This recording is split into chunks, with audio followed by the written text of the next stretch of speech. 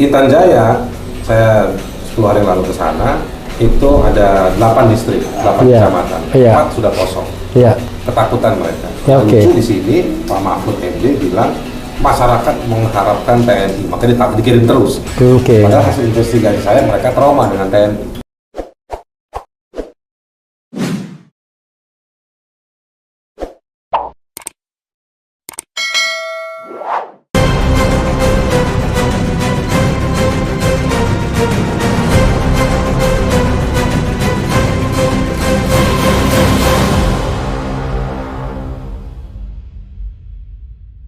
Assalamualaikum warahmatullahi wabarakatuh, Sobat RH sekalian.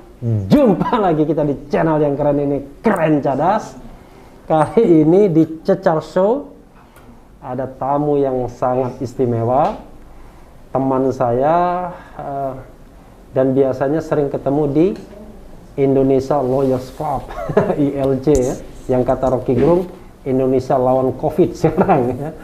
Nah, beliau adalah, kalau kita ngomong tentang HAM, beliau sangat kritis dan bersuara. Ngomongnya sih lembut, tapi nyelekit. Beliau adalah Haris Azhar. Assalamualaikum, Riz. Waalaikumsalam. Ini buka nggak apa-apa nih? Buka dong. Tuh. Tapi ada yang nggak suka nih katanya kalau kita gini. Salaman boleh katanya. Oh iya? Salaman nggak apa-apa ya? Nggak apa-apa. Yang penting masih ada dijual apa namanya? Hand sanitizer. Ya?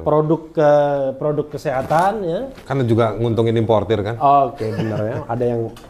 Ada yang memang bayangkan Sobat Era sekarang. Baru pertama aja sudah nyindir.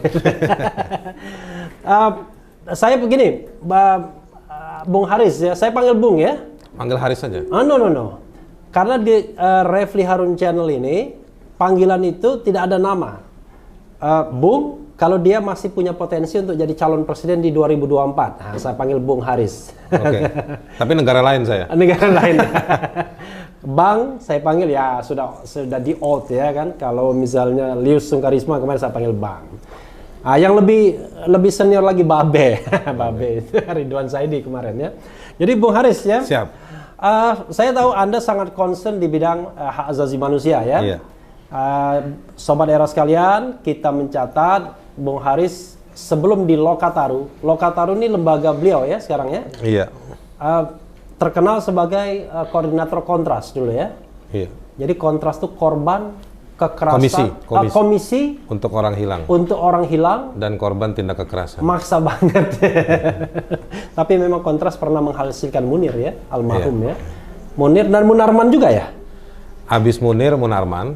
Munir, Munarman. Ori Rahman. Usman Hamid dan saya. Haris Azhar. Terus sekarang ya sempat dari saya ke Yati Andriani. Oh Yati. Habis Yati sekarang Fatia Maulidiyanti, susah namanya. Luar biasa ya, perempuan. Nanti kapan-kapan kita undang juga ya. Boleh. Bung, gini Bung. Saya tahu concern Anda kan di HAM ya, di hak asasi manusia, dan Anda banyak ngomong tentang Papua juga. Iya. Nah, saya mau nanya, apa sih masalah Papua ini sebenarnya? Kok tiba-tiba Benny Wenda mendeklarasikan diri sebagai presiden Papua dan dia sendiri di luar negeri? Sama seperti Sanana Gusmao dan Mari Alkatiri ya. Iya. Dulu siapa lagi selain Sanana Gusmao, Mari Alkatiri, dia sebenarnya dulu yang kalau di Timor Leste yang kayak ya mirip-mirip Benny Wenda namanya Ramos Horta. Iya, Ramos Horta. Kalau Sanana Gusmao-nya dulu yang onsite, perjuangan onsite. Iya, onsite. Tapi yang di dunia internasional adalah Ramos Horta. Campaignernya. Dan kita tidak bisa menyepelekan itu. Ternyata kan Timor lepas juga. Apa catatan Anda? Begini, Benny Wenda itu banyak orang tidak suka, terutama orang yang punya cara pandang sangat nasionalistik gitu, nggak suka sama Benny Wenda. Dan dia ada di luar negeri dan itu dipakai sebagai tuduhan, Anda di luar negeri, Anda tidak ada di Papua dan lain-lain. Itu semua adalah stigma-stigma atau tuduhan-tuduhan yang memang dialamatkan kepada orang seperti Benny Wenda, yang memang dia bergeraknya di luar negeri. Di banyak situasi yang lain juga seperti itu. Tadi kan sudah ada siapa, Ramos Horta di Timor Leste dan lain-lain. Tapi begini, Benny Wenda. Ya beberapa orang juga di Belanda untuk RMS masih ada ya. Tapi tokonya belum ada yang menonjol. Di RMS kan memang karena sejumlah variabel untuk misalnya perjuangan memerdekakan dirinya juga nggak muncul. Ya. Gitu. Tetapi Ya di Aceh ya paling dulu di legendaris Aceh, Hasan Tiro di mana, di Swedia. di Swedia. Di negara lain juga situasinya kayak begini. Jadi kalau kita ke dunia internasional, kita ketemu dengan orang-orang seperti ini. Saya pernah di forum-forum internasional ketemu kelompok-kelompok yang seperti Benny Wenda atau Ramos Horta yang merepresentasikan Kurdi. Vietnam sampai sekarang masih ada. Jadi memang ada kelompok-kelompok internasionalis yang memperjuangkan. Termasuk mungkin Catalunya, mungkin ya? Kalau Catalunya, lalu Quebec, ya, itu sebetulnya lebih banyak di onsite. Karena memang tradisi ada peradaban politik di Spanyol atau di Kanada, welcome. Ya. Tapi di tempat di negara-negara yang represif, memang ada satu jarak yang cukup serius dan memang bergerak di sana. Jadi saya kalau di dunia internasional, ketika ada forum-forum soal hak asasi manusia, ada itu kelompok-kelompok yang memang dia bukan standpointnya untuk hak asasi, tapi standpointnya untuk memerdekakan self-determination ya? Self-determination tadi itu. Ada kelompok, banyak lah. Saya pernah ketemu sama kelompok Vietnam, lalu Kurdi banyak sekali. Di beberapa tempat di Asia Tengah, saya juga ketemu dengan mereka. Jadi memang ini kelompok-kelompok yang cukup beraneka macam ragam. Jadi sebetulnya kalau orang yang kerja di dunia international relations atau di global movement, yang kayak begini-begini, yang kayak Benny Wenda, sebenarnya sesuatu yang biasa aja, nggak perlu panik. Nah, saya justru melihat ini dikapitalisasi di dalam sini untuk memberikan image buruk pada Papua. Padahal ada image buruk Jakarta di Papua yang jauh lebih mengerikan. Nah, ini poin ini kita akan sampai ke situ. Cuma saya ingin mengingatkan saja pada sobat era sekalian, Catalunya itu memang menarik itu. Konon ban kapten Barcelona itu yang sering dipakai Lionel Messi dulu, siapa aja ya, kapten-kaptennya. Iniesta, Carles Puyol itu adalah memang bendera lambang kemerdekaan Catalunya. Mereka nggak mau ikut tunduk pada warna Spanyol. Iya, itu luar biasa. Tapi mereka ikut juga dalam tim Spanyol ya. Yang paling terang-terangan itu siapa? Gerard Piqué ya. Yang paling terang-terangan mendukung kemerdekaan Catalunya itu ya. Karena Spanyol juga nggak mungkin mendelete Barcelona dalam liganya, karena itu nggak bakal dapat keuntungan. Ya, jadi Real Madrid main sendirian nanti, solo run dia ya. Nanti dia cuma lawannya ketemu Real Estate aja. Real Estate bukan Real Madrid. Sama realisme. Nah, Bung, saya pengen tadi, ini menarik nih, bagian yang menarik ya. Bagaimana Jakarta memake up dirinya, lalu kemudian mendiskreditkan orang seperti Benny Wenda dan gerakan Papua Merdeka. Mungkin bisa lebih detail lagi.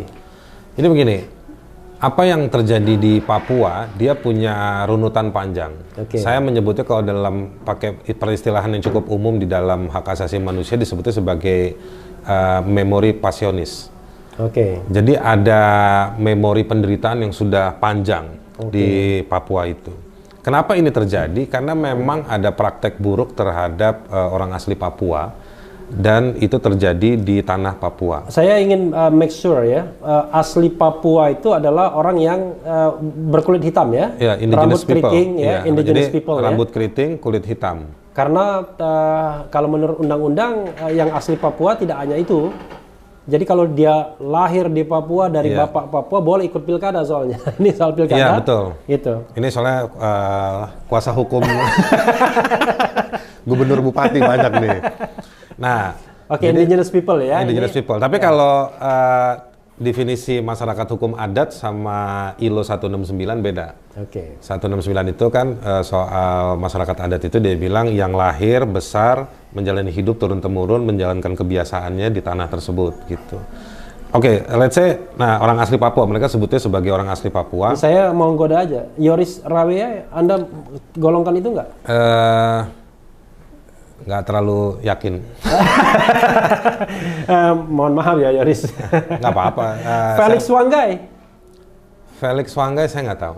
Nggak tahu ya? Iya, tapi beberapa high figure, prominent figure dari Papua, saya juga banyak bergaul sama teman-teman di Papua udah lama. Saya punya sejumlah informasi lah tentang siapa dan siapa. Oke. Ya, silakan, Bung. Nah, jadi tadi ya, orang asli Papua itu sekarang populasinya menurun. Oke. Di saat yang bersamaan jumlah pendatang meningkat. Berapa persen sekarang persentasenya? Aduh, kalau persentasenya saya nggak ingat, tetapi orang asli Papua tinggal 1, penduduk Papua 4 juta. Jadi mereka minoritas di tanahnya. Oke. Oh, itu menarik banget ya. Betul. Tinggal 1, juta. Betul. Dan dari 4 juta. Betul. Termasuk Papua itu seluruh Papua ya? Papua Barat ya? Papua dan Papua Barat. Oke. Itu satu. Jadi kalau kita ngomong Papua, sobat era sekalian, berarti termasuk Papua Barat ya? Oke. Ya. Dan juga investor, praktek bisnis meningkat di sana. Nah, jadi yang dibilang pendatang itu bukan hanya orang non asli Papua, yang orang Indonesia juga, tetapi juga pendatang yang juga sudah beranak pinak di sana. Oke. Lalu juga ada yang kunjungan bisnis, yang membangun tempat tinggal apa semua segala macam. Ya, kalau di sana kan banyak sekali yang suka berlayar. Saya nggak menyebut sukunya ya, biar tidak sara. Memang banyak ya suku yang suka berlayar di sana, beranak pinak di sana, menguasai perekonomian, terutama di ibu kota ya. Dan mereka diterima dengan baik oleh orang asli Papua. Jadi yang masalah itu sekarang bukan soal orang asli Papua menolak orang non asli Papua, atau nggak boleh, bukan begitu. Orang Papua itu menurut saya orang yang dari semua suku di Indonesia, perbandingan dengan Papua, menurut saya mereka orang yang sangat welcome, orang sangat sopan dan sangat humble gitu ya. Anda punya pengalaman itu ya? Cukup dekat sama mereka. Bukan karena agak mirip-mirip tuh enggak ya? Mirip juga boleh. Tapi menurut saya memang karena pengalaman itu saya lihat mereka sangat innocent, sangat cukup, masyarakatnya juga cukup lugu, jujur dan lain-lain. Nah, jadi itu situasinya hari ini. Dan program pembangunan dan juga program pengembangan bisnis di sana bukan hanya tidak melibatkan mereka, tetapi juga meminggirkan mereka. Kenapa pertanyaannya? Karena orang asli Papua sebagian itu masih hidup dengan cara tinggal di hutan. Bahwa saya suka ketemu orang di Jakarta. Masyarakat apa ya yang tinggal di hutan begitu? Wah, banyak suku-suku itu. Lupa apa istilahnya dulu apa gitu ya. Iya. Dan masih animisme pastinya ya kan? Mereka punya agama adat mereka. Tapi di Papua itu rata-rata mereka penganut Kristen atau Katolik. Meskipun mereka masyarakat adat gitu. Nah, mereka cara hidupnya masih happy dan memang mereka nggak mau di hutan gitu. Nah, persoalannya sekarang Indonesia, Jakarta, pemerintah yang resmi-resmi selalu menganggap bahwa hidup itu harus di kota. Pembangunan itu harus jembatan. That's right ya. Kita bicara tentang teori modernisasi gitu ya. Orang harus dimodernisasi semua, bahwa itulah jalan kehidupan, jalan kemajuan. Padahal nggak begitu. Orang ya terserah hidup orang kan, pilihan hidup orang. Jadi kayak saya mau pakai kutipan lagunya Slank cebong juga ya, apa ya? Oh, nggak apa-apa. Slank itu kan ada lagunya. Kita tidak sedang bilang cebong dan kampret, kita bilang Papua. Ada lagu Lembah Baliem. Jadi kalau di kutipan lagu itu dia bilang gini nih, asal ada babi untuk dimakan, asal ada ubi untuk dibakar, aku cukup bahagia. Dan saya ketemu dengan masyarakat adat yang bilang, saya mau pulang ke kampung saya karena ada bunyi-bunyi TPM OPM versus TNI Polri, mereka harus mengevakuasi diri, terus begitu mau balik nggak boleh. Yang mereka kangen itu, saya nggak butuh rekening bank, saya cuman pengen tinggal, saya makan dengan kebun saya, simple lah, nggak perlu bikin YouTube kayak Om Refli. Oh gitu ya. Nah, enggak, masalahnya begini memang Bung, ini penting ya, refleksi bagi kita ya. Kadang-kadang kita melihat kebahagiaan itu dalam ukuran kita. Betul. Bukan ukuran orang lain kan. Itu yang ukuran salah. Bung Haris kan bahagia itu kalau ada Mercy ya kan, Mercedes, hotel tidur di hotel bintang 5 ya kan. Nah, kita itu dikonstruksikan seperti itu. Ada berapa lama, misalnya gini, Om Refli mau beli rumah, iklannya gitu, 3 menit ke mall. Saya cuma lebih tua 4 tahun dibandingkan Anda rasanya. Kelahiran tahun 75 ya? Sama saya? Iya. Iya. Anda 57? Dipanggil om tua banget. Nah, jadi kita dikonstruksikan bahwa cari tempat tinggal yang dekat pintu tol, dekat mall, Iya. gitu kan? Dan berapa menit dari Kelapa Gading gitu kira-kira Misalnya gitu, kayak kan? begitu. Iya. Nah, buat mereka nggak begitu juga. Iya. Nah, buat mereka adalah hutannya mereka seperti apa, Iya. ladangnya seperti apa. Nah, itu yang nggak ada keberpihakan. Kita bisa cek berapa banyak APBD atau APBN yang dialokasikan untuk memaintain kehidupan yang seperti mereka. Oke. Nggak ada. Semua, dan memang biasa kan kepala daerah itu keberhasilannya kalau dia bisa membangun infrastruktur biasanya kan. Betul. Jalan, jembatan, gedung DPRD, Betul. ya kan, kantor Kalau bupati, di wali kota. pemerintahan apa KPA-nya? KPA-nya diukur dari situ kan? Nah, dia ukur dari situ. Dan berapa? kemudian dikenang dari situ juga gitu. Dikenang membangun ini, membangun itu Iya, dan jadi lain-lain. enforcing society itu nggak dihitung sebagai sebuah keberhasilan. Ya. Betul. Nah, ini yang terjadi dan itu satu, nggak ada keberpihakan untuk mereka. Lalu mereka juga di kick out. Oke. Karena ada praktek sawit, Iya. ada praktek tambang.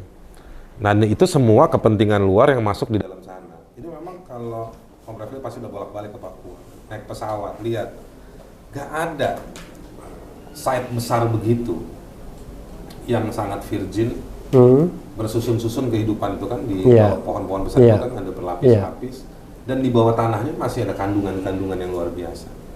Dan itu milik orang Jakarta semua sudah. Dengan Undang-Undang Cipta Kerja, Oke. di atas kertas saya mau bilang selesai mereka. Oke. Undang-undang Ciptaker itu ya. Undang-Undang Cipta. Karena itu. Undang-Undang Cipta Kerja untuk para investor. Oke. Yang dapat kerja kan mereka. Oke. Nah jadi memang Papua ini, dugaan saya Cipta Kerja ini adalah salah satu targetnya adalah ngebobol Papua. Termasuk bank tanah itu ya. Jadi tanah diambil dulu. Betul. Ini kan Untuk semua nanti dipeta-petain. Sementara masyarakat adat ada gap. Oke. Kapasitas kemampuan mereka untuk melihat bekerja pada soal tema-tema tanah, hutan, pembangunan, mereka kehilangan bahasa. Jadi sobat era sekalian, kan kita juga perlu ya, ini bukan soal negara dan kekuasaan pemerintahan Jokowi, tetapi kan soal oknum-oknum pihak-pihak yang serakah ya kan untuk menguasai Papua. Dan jangan-jangan pemerintah pusat sendiri nggak begitu sadar. Walaupun mungkin beberapa oknum sebagian dari itu. Di investigasi saya sih sadar. Oh sadar. Padahal saya pengen modest, pengen halus gitu ya. Kemarin saya diminta jadi ketua tim kemanusiaan untuk investigasi pembunuhan pendeta Jeremia Janambani. Oke. Pak pendeta ini menurut saya luar biasa. Dia hanya hidup di satu kampung, tapi dia intelektual di Intan Jaya. Dia yang protes. Dan Intan Jaya itu daerah yang penuh dengan emas, ya. Emas. Dan kaya itu daerah. Konon katanya dapat batu aja itu bisa punya kandungan emasnya itu. Di Papua, termasuk di Intan Jaya itu kalau saya ngobrol sama sejumlah narasumber, itu kita nggak perlu pakai mesin, jadi ngegali manual aja pakai manusia, tenaga manusia itu bisa ketemu yang warna kuning-kuning. Oke. Kuning-kuningnya emas ya. Emas ya, bukan yang lain. Nah, Pak pendeta ini, Pak Jeremia ini almarhum ini, dia sangat outspoken. Jadi waktu April 2 anak muda, satu ponakan, satu jatuh cucuk sama dia, itu hilang. Terlihat terakhir itu dia ditahan oleh tentara. Oke. Dan dia protes. Dia udah kemana-mana di kabupaten itu udah protes. Dan terakhir dia memang diincar oleh tentara yang tugas di kampungnya situ. Dia memang yang ahli bahasa, menerjemahkan Injil dari bahasa Indonesia ke bahasa Moni. Itu sukunya dia. Iya, Moni ya. Salah satu suku di Papua, Moni. Dari investigasi itu memang saya ketemu satu data yang sangat profesional yang mengatakan bahwa di Intan Jaya itu ada satu gunung besar, itu bagian dari urat kandungan emas yang ada di pegunungan tengah, daerah pegunungan tengah di Papua. Itu kandungannya di kabupaten itu 8,1 juta ton. Oke. Dan ketika saya verifikasi ke sejumlah pejabat di Papua dalam konteks investigasi itu, mereka bilang, saya nggak perlu sebut nama ya di sini. Iya. Ini mainannya si ini dan si ini, pejabat tinggi di Jakarta. Ya sebut nama nggak apa-apa, tapi kita edit nanti. Nggak gini, saya akan sebut nama yang nggak ada akte kelahirannya. Oh, nggak ada akte kelahiran. Jadi dia bukan miliknya seseorang. Bukan milik seorang ya? Tapi ada pejabat tinggi. Oh itu. Bunga, namanya Bunga ya kira-kira begitu. Saja Kembang Malam. Kembang Malam. Kembang Malam tapi cowok ini ya. Kembang Malam kerjanya pagi. Ya kan? Nah, jadi memang dia udah siap bawa investor untuk ngegali emas itu. Nah, Intan Jaya, saya 10 hari lalu ke sana, itu ada 8 distrik, 8 kecamatan, 4 sudah kosong. Iya. Ketakutan mereka. Oke. Lucu di sini Pak Mahfud MD bilang masyarakat mengharapkan TNI, makanya dikirim terus. Oke. Padahal hasil investigasi saya mereka trauma dengan TNI. Oke. Gitu. Dan mungkin karena Pak Mahfud tidak pernah ke Papua atau mungkin tidak berkonsultasi dengan Haris Azhar. Ini mohon maaf Pak Mahfud ya. Sebaiknya Pak Mahfud diundang ke acara ini. Oh, nggak, kita ada rencana untuk mengundang Prof. Mahfud MD, mudah-mudahan beliau bersedia ya. Sama ahli tata negara bisa lah itu. Ya, tapi kita nggak ngomong Papua nanti, walaupun kita singgung-singgung juga nanti. Gitu. Jadi, oke. Jadi sebenarnya kan ini isu lama ya, Bung Haris ya. Ada kepentingan ekonomi terutama ya, untuk menguasai Papua bagi ya tentu pemodal. Dan mungkin saja pemodal itu berkelindan dengan kekuasaan Jakarta. Mungkin saja kaitannya dengan election setiap 5 tahun sekali dan lain sebagainya. Nah, pertanyaannya adalah gini, saya ingin ini ada dua ya, bagaimana image pembusukan terhadap OPM. Yeah. Saya pribadi juga orang yang nggak terlalu paham, makanya perlu Bung Haris. Terkesan kan mereka dikesankan sebagai orang sebagai pemberontak, ya kan? Sebagai orang yang ingin memisahkan NKRI, dan Jakarta langsung panas kan kupingnya. Begitu ada Benny Wenda dan lain sebagainya, kirim pasukan ke sana dan lain sebagainya. Padahal Benny Wendanya di luar negeri, kira-kira begitu. Betul. Jadi Anda melihat ada apa ya? Ada semacam orkestrasi untuk pembusukan begitu apa enggak ya? Contoh misalnya gini ya, sambung ke poinnya Refli tadi. Iya. Nggak pakai lagi ya? Tadi habis protes sih. Kasus Wamena. Oke. Tiba-tiba disebut disalahkan adalah Veronica Koman sama Benny Wenda. Iya. Saya ditelepon sama Veronica tuh bahkan disuruh balikin beasiswanya. Beasiswanya. Iya. Iya. Nah, saya ditelepon. Saya bilang begini, Benny Wenda itu ada di mana? Ada di Inggris. Inggris itu kan negara yang punya aturan hukum. Saya bilang ya, Anda Kemlu pemerintah sini suruh koresponden dong dengan kedutaan besar Inggris. Yeah. Urus tuh Benny Wenda. Yeah. Bukan dengan cara dijadiin bahan untuk siaran pers yang dilakukan oleh Wiranto. Ini menyebut bahwa peristiwa Wamena ini biang keroknya yang membakar massa segala macam. Oh, itu tahun lalu ya? Tahun lalu kan? Tahun lalu ya. Yang kemudian internet di lemot ya, di shutdown, tapi kemudian kalah pemerintah kan? Jadi saya mau bilang bahwa yang terjadi di Wamena itu adalah ketidakberesan negara, ya, daerah maupun di pusat, terutama juga membiarkan isu rasisme, ngatain orang Papua itu monyet, gitu.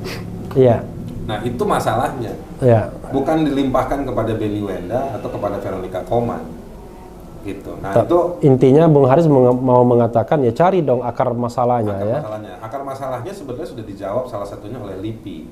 Kantornya di dekat situ tuh, ya kan, LIPI. Ya, kita di Museum Satria Mandala ini LIPI di sana, di sebelah kiri kita. Di JDP, Jaringan Damai Papua, yang riset sudah bertahun-tahun. Sudah menemukan 4 masalah yang harus segera ditangani. Dan mereka sudah ketemu dengan Presiden Jokowi. Jokowi juga clear, dia bilang oke, kita tindak lanjuti. Cuman kan Jokowi nggak ngerti cara bikin kepres, kan? Nah, dia nunjuk lah Menko Polhukam. Nah persoalannya Menko Polhukamnya waktu itu Wiranto. Wiranto ini kan juga namanya tercatat di dokumen-dokumen pelanggaran HAM. Ya pasti dia nggak punya sense bagaimana menangani soal Papua. Walhasil nggak ditindaklanjuti. Akhirnya. Dan sekarang one team press kan Wiranto One Team Press dia ya. One Team Press. Nah dia akhirnya pemerintah nggak bisa menindaklanjuti apa yang paling tidak secara akademik, secara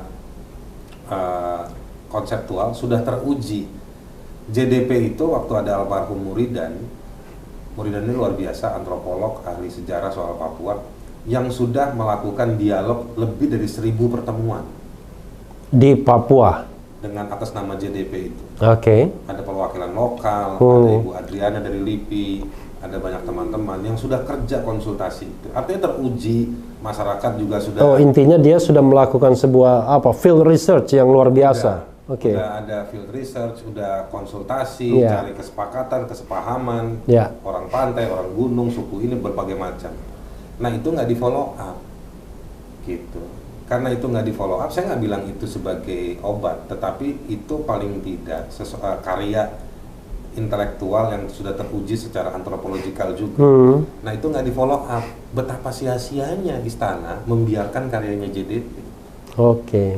Gitu. Nah sekarang akhirnya ribut. Kita kan mau masuk 2021. Sorry, JDP itu apa tadi? Jaringan Damai Papua. Jaringan Damai Papua ya. Betul. Dulu ada Indra Pil yang teman kita itu bikin Pokja Papua. Itu sebelumnya. Oh sebelumnya. Oh Pokja Papua nggak ada lagi. Itu ada Amiruddin Narahab. Soalnya ada orang KSP yang juga concern dengan Papua, Mbak Dani, teman kita Dani. Iya, Mbak Dani tahu saya juga punya concern yang tinggi soal Papua. Nah jadi ada modalitas tersebut untuk nyelesain. Ketika yang konsep atau modal itu nggak dipakai, itulah akhirnya yang Papua akhirnya jadi kayak semacam zona bebas yang tergantung di Jakarta, memproyeksikan dirinya lalu melihat Papua seperti apa.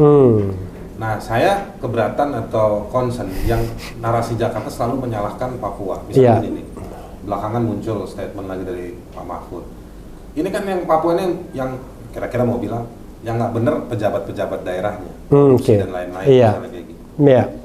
Lalu misalnya dari Jakarta bilang tonnya berubah, masyarakatnya memang minta TNI dikirim ke sana. Sementara diem-diem ada undang-undang Cipta Kerja, lalu ada yang sudah melihat Gunung Mas ada di mana aja, itu dari sini. Tinggal diambil tanahnya karena ini dibilang bank tanah untuk pembangunan ke depan. Dilakukan lewat satelit di sini, lihat gambar di sana dicaplok.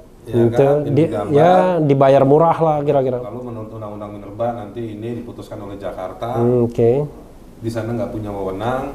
Terus nanti tiba-tiba keluar izin, pasukan udah di sana, berapa kampung sudah kosong. Tiba-tiba masyarakatnya nanti melawan, tinggal dikepung, traktor masuk, ya kan? Dan mereka dicap menghambat pembangunan gitu ya. Bukan cuma menghambat pembangunan, bersamaan dengan itu kelompok teroris. Pertanyaan tadi itu OPM. Jadi isu OPM ini juga dibesar-besarkan. Saya nggak bilang bahwa OPM itu nggak ada. Saya nggak pernah ketemu. Tapi saya kira-kira kalau dari sumber-sumber yang sekunder, OPM itu ada. Ada. Ya kan? Beni Wenda ada. Tetapi ini kan kalau dalam hukum kita kan ada teori kausalitas. Jadi kita jadi nggak tahu mana yang penyebab, mana yang jadi sebab, mana akibat. Gitu. Yang kelompok-kelompok pemberontak, misalnya gini, di DUHAM ya, Deklarasi Umum Hak Asasi Manusia. Hak asasi manusia itu menjadi penting dan penting untuk ditaati oleh negara supaya supaya cara menuntut keadilan juga tidak dengan cara yang brutal. Jadi HAM itu mau bilang bahwa negara ada dong bekerja. Jadi siapapun yang punya hak diberikan. Kalau negara nggak kerja, nanti upaya menuntut keadilan jadi dengan cara yang brutal. Akhirnya kita nggak tahu mana yang salah, mana yang benar. Mana yang sebab, mana yang akibat. Kesalahan dijawab dengan kesalahan. Nah, sementara Jakarta mau bilang bahwa ini kan OPM aja. Segelintir orang saja. Segelintir orang. Misalnya begini, saya lagi dampingin masyarakat adat di sejumlah kampung dekat wilayahnya Freeport. Hebatnya mereka, begitu ada bunyi-bunyi, mereka sebutnya bunyi-bunyi. Tembak-tembak. Ini saya ingat omongan, pernah saya dengar dari MS Kaban, Bang, katanya, di Aceh itu MS Kaban cerita, sebenarnya kita itu main tembak-tembakan aja, cuma matinya beneran gitu. Di Papua jangan begitu juga. Nah, mereka mengevokasi diri. Begitu mereka mau balik, nggak bisa. Nah, saya dengar kabar, terus saya khawatir, lokasi kampung mereka itu mau dijadiin site baru untuk digali tambang. Nah, ini yang kayak begini-begini, itu yang menurut saya praktek yang banyak terjadi di sana. Dan saya juga mendengar misalnya, tidak perlu menyebut spesifik pejabat-pejabatnya ya. Setiap pejabat yang ditugaskan di sana ada aja biasanya meninggalkan perkebunan ya. Betul. Termasuk juga elit-elit Orangnya politik boleh balik, Jakarta. tapi namanya masuk di akte. Masuk Di akte kepemilikan apalah lahan. Iya, sawit lah apalah gitu Betul. ya.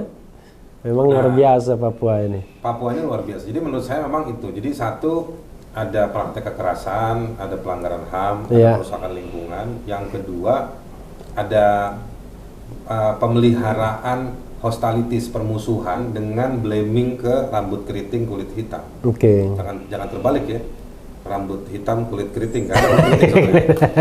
Jadi Kulit keriting tuh yang baru di operasi plastik. udah pernah ya? Belum. Nah jadi nyalahin sana. Oke. Tetapi diam-diam kirim ini soal rencana bisnis, kirim orang gitu. Jadi Tapi begini juga Bung ya, kalau saya ke Jayapura ya, pengalaman saya pasti tidak sebanyak Anda ya, karena saya mainannya paling ke Jayapura doang kan. iya. Itu memang saya lihat dilemanya begini. Beberapa tahun yang lalu dengan sekarang, wah luar biasa Jayapura ya. Ada hotel yang di dekat pantai ya kan, yang cagak-cagaknya itu di pantai, kita bisa melihat air ya kan, kita bisa nikmati hotel tersebut. Tapi saya lihat memang dari depan sampai pemiliknya, saya udah merasakan pasti bukan orang Papua. Orang Papua yang paling keren itu ya jadi satpam di situ. Ini frankly speaking kan, atau mohon maaf nih cleaning service. Tapi mulai dari front office, pemilik dan lain sebagainya, Jawa, memang dari orang-orang luar semua. Jadi saya berpikir itu konsep pembangunannya karena pembangunannya seperti maunya kita ya. maunya kita. Iya, bukan maunya mereka gitu. Jadi nggak punya pengetahuan yang cukup untuk. Jadi begini, saya mau bilang sebenarnya pembangunan di Papua itu nggak mahal.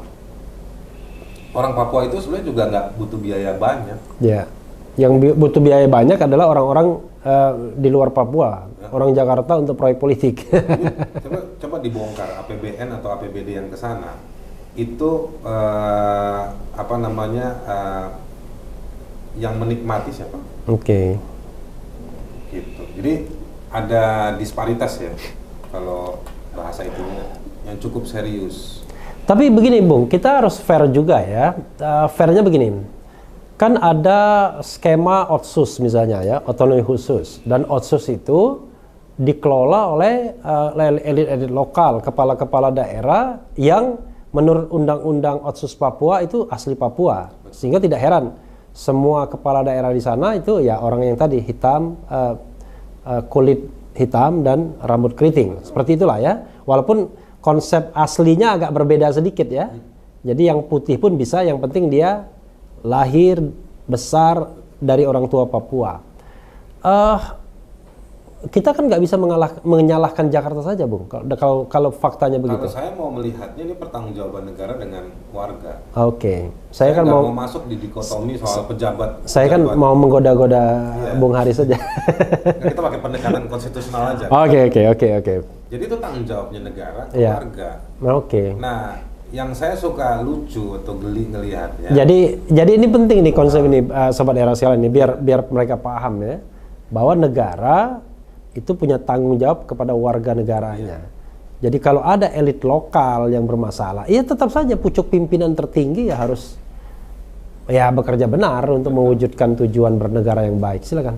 Dan cara secara hukum atau secara politik atau secara hukum, cara menyalahkannya adalah dengan menuduh korupsi. Iya. Gitu. Lalu masuk karena dia korupsi dalam tindak pidana, lalu masuk ke personifikasi. Iya. Siapa orangnya? Iya. Dan akar masalahnya tidak ditemukan dan tidak diselesaikan jadinya ya. Secara strukturalnya nggak ketemu. Iya. Padahal kesalahan kalau misalnya dibagi dalam segitiga, ada porsi yang memang itu pejabat daerah, tetapi kan ada ranahnya pemerintah pusat. Oke. Misalnya begini, ada satu kabupaten di Papua, misalnya kayak semacam Mimika. Mimika, oke. Ya kan APBD-nya 4 triliun. Gede dong. Gede. Iya. Tetapi apa yang terjadi pembangunannya di Mimika? 4 triliun dan penduduknya nggak banyak, ya kan? Penduduknya banyak. Oh banyak ya. Banyak. Tetapi dengan 4 triliun, let's say taruh 3 tahun terakhir, belum ada kampus. Ya kan? Pembangunan proyek-proyek itu didominasi oleh kroninya bupati. Infrastruktur pasti ya, Infrastruktur, jalan ya, dan lain sebagainya. Nah, pertanyaan sekarang gini, saya ngobrol sama banyak entitas sosial di sana. Mereka bilang, iya Pak, tapi hebatnya, dia bilang, hebatnya laporan BPK, WTP. Sekarang kita mau bilang, kita mau nyalahin bupati, oke. Atau dengan kroninya. Tetapi kan ada perannya Jakarta. Jadi waktu Pak Profesor Mahfud MD bilang bahwa pejabat di sana juga korup, pernah diperiksa nggak laporan BPK? Yang mau saya bilang begini, loh, laporan BPK bilang bagus. Mestinya kalau Pak Mahfud ngomong begitu, Pak Mahfud juga secara equal periksa juga laporan BPK dan harusnya dia bilang, dia protes. Setahu saya laporan intelijen misalnya dia bilang korup, tapi kenapa kok laporan BPK bisa WTP? Kan ada yang nggak ketemu di sini. Sebetulnya saya kenal baik tuh dengan ketua BPK, mudah-mudahan mendengar ini ya. Dindo masih Iya. Sumatera Selatan juga, Dindo. Jadiin judul aja nih diskusi kita. Pasti nanti dilihat langsung ya kan. Iya. Jadi saya mau bilang bahwa secara politik dituduh pejabat di daerahnya korup, tetapi sebenarnya produk nasional, produk Jakarta bilang di Papua baik-baik aja. Nah, itu yang tadi saya mau bilang bahwa nggak bisa hanya nyalahin pejabat lokal. Ya karena memang tema kita kan tema Papua diskusi ini. Karena Menko Polhukam ya. Politik. Dan belakangan kan memang dia yang lebih banyak memvisualkan soal kebijakan atau apa namanya appetizer-nya Jakarta melihat Papua. Tapi soal apa aja kayaknya Prof Mahfud. Ya. Tapi juga saya termasuk penangkapan di Kemensos juga Prof Mahfud tuh bravo katanya. Oh iya. Bravo KPK gitu. Tapi saya juga soal Papua ini juga saya sampaikan ke Pak Mahfud langsung. Artinya dia undang saya untuk urusan lain soal apa namanya soal kriminalisasi kasus, ada satu saksi gitu. Tapi saya sampaikan juga soal Papua. Kita diskusi lah. Ya di sisi yang lain Pak Mahfud kan juga secara person ya orang yang apa namanya welcome, appreciate. Soal dia nggak percaya sama saya juga nggak apa-apa. Menurut Anda kadar kepercayaannya berapa persen? Saya lebih senang dia percaya pada apa agama atau Tuhan yang dia yakini gitu. Daripada kepada Haris Azhar. Itu lebih baik. Percaya pada Haris Azhar sirik gitu. Sirik jadinya. Jadi ya nggak apa-apa, itu resiko pejabat publik toh disebut-sebut seperti ini gitu. Iya. Jadi begini, kadang-kadang kita harus mengajari pejabat publik juga ya. Iya. Kalau kita banyak meng-underline pejabat publik, ya karena dia pejabat publik. Dia bukan pribadi yang bapak rumah tangga, bapak dari beberapa anak, tapi dia adalah pejabat publik yang ditunjuk untuk menjalankan tujuan bernegara, membantu presiden, ya kan? Jadi dan kita ngebahas bukan cara dia minum kopi atau tapi statement dia sebagai pejabat publik, kebijakan dia dan lain sebagainya. Soal yang gitu biar itu jadi bahannya para stand up comedian kan, yang kayak gitu kan. Dan juga bukan cara logat dia ya kan. Betul. Gitu. Saya nggak pusing lah soal itu. Tapi begini, Bung Haris ya, saya tahu Anda bergerak di bidang human rights ini kan lama ya, dan itu blood Anda, darah Anda. Tapi kan banyak kritik orang kepada NGO ini, dulu LSM ya, tapi orang bilang, no, LSM kan lembaga swadaya masyarakat, kadang-kadang tidak swadaya juga, kadang-kadang dibantu yang lain. Tapi ini NGO, non-governmental organization. Ornov. Nah, Ornov ini selalu menyalahkan negara, selalu menyalahkan pemerintah. Nah, dalam kasus Papua ini, Bung Haris, sebenarnya ada nggak celah kesalahan dari Papua sendiri? Dan itu barangkali bisa diperbaiki oleh masyarakat setempat, and at the same time negara atau Jakarta atau pusat juga memperbaiki dirinya. Kalau saya mau bilang celahnya begini, warga atau entitas Ornov ya, organisasi non pemerintahan di Papua yang kurang saya mau bilang kurang keras bersuara ya. Iya, karena memang Papua ini dikepung ya dari berbagai sisi. Kurang keras bersuara ya? Kurang keras dalam bekerja. Oke. kurang keras bekerja, ya kerjanya lewat dengan cara bersuara. Oke. Maksudnya bekerja itu bukan nyangkul ya, tapi bekerja dalam konteks mengadvokasi kepentingan Papua dan lain sebagainya. Oke. Nah itu yang menurut saya memang dikondisikan Papua itu supaya tidak banyak entitas sosial atau masyarakat di Papua maupun di luar Papua yang bekerja untuk Papua. Oke. Jadi misalnya gini nih, ada pelarangan jurnalis untuk meliput. Ya kan, dan juga secara infrastruktur juga nggak gampang mobilisasi di dalam Papua. Yang berikutnya lagi memang ada serangan terhadap sejumlah lembaga-lembaga sosial untuk bekerja di dalam Papua. Itu mereka memang diusir-usirin secara diam-diam, dan itu sudah banyak terjadi. Dituduhnya sebagai agenda asing, dituduhnya sebagai agenda membahayakan, melakukan kerja intelijen dan lain-lain. Nah jadi ada serangan itu, tapi menurut saya seharusnya masyarakatnya bangkit gitu. Gak hanya yang orang asli Papua, tetapi yang juga ada di Papua ataupun yang di luar Papua. Ya tapi orang NGO di sana atau Ornob bisa bilang, ya kalau Haris Azhar sih enak. Kalau ada apa-apa kan orang ribut. Haris Azhar hilang, paling tidak ada yang meributkan, media internasional.